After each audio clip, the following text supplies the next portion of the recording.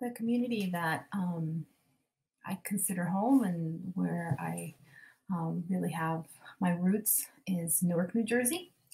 and in a community called the Ironbound neighborhood where I grew up and where my family still resides. It's a place that taught me a lot about environmental justice struggles and um, the possibilities of, grassroots activism. I learned that as a kid growing up in the Ironbound and seeing many, many struggles and fights to clean up, toxics in our backyard and fight industries that wanted to keep polluting our community. And it's a place that inspires me and where I still do a lot of amazing work with activists on the ground. And it's a reminder that environmental justice is not only necessary, but possible.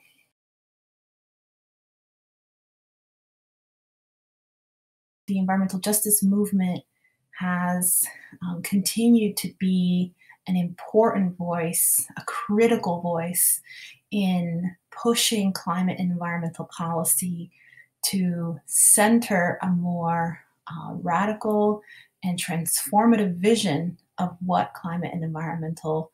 transformations are needed. From the environmental justice perspective, environmental,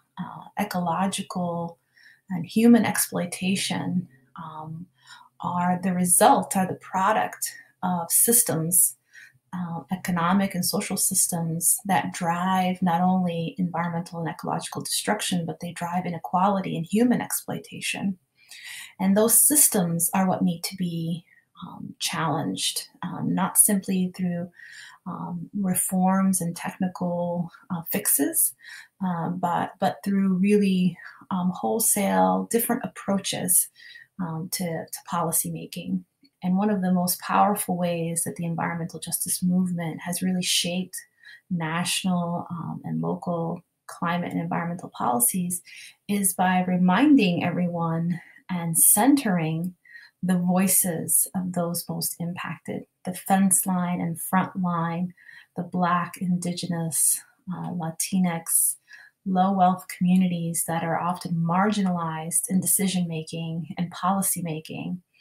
In the environmental justice movement, those voices are the most critical. Those are the voices and perspectives that have the solutions to draw on and to bring forth and to organize and animate policymaking.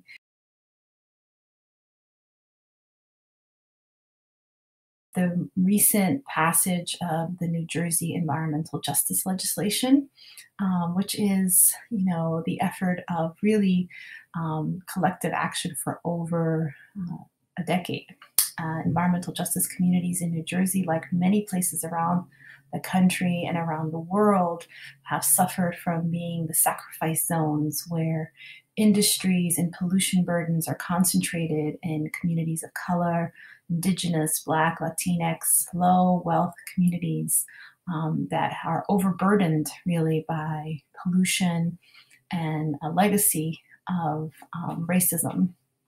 And this environmental justice bill is just one piece of trying to address that legacy. And it is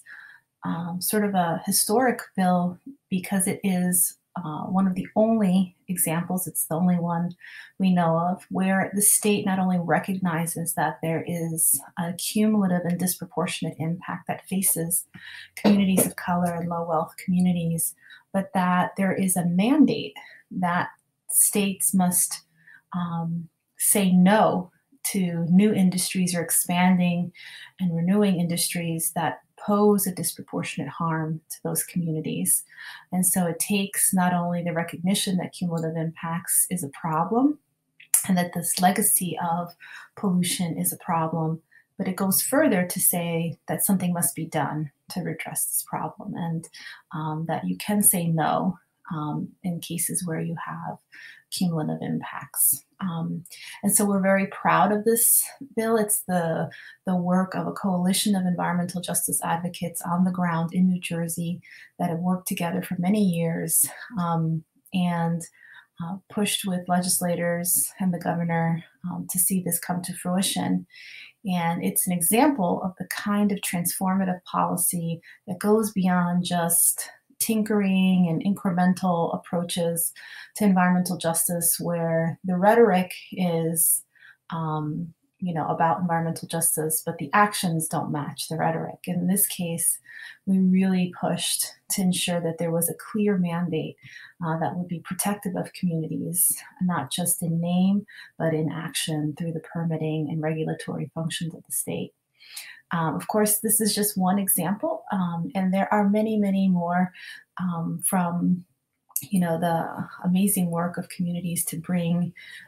energy collectives and cooperatives to their communities, to democratizing the way we produce energy in a much more green fashion, to the efforts of communities all over the country to really open up access to fair transportation and housing. So there are many, many examples that we can draw from, but I'm very proud of the one in New Jersey because, um, when I was growing up in Newark, I never imagined that there'd be a time where we could actually say no to these industries. And seeing this bill come to fruition gives me hope that we can not only do this in New Jersey, but we can do this in every state and across the country and hopefully beyond, to start to challenge the power of polluting industries to harm our communities and really push for transformative change that not only says no to the industries we don't want, but begins to invest in the kinds of industries and the kinds of regenerative economies that will produce a just transition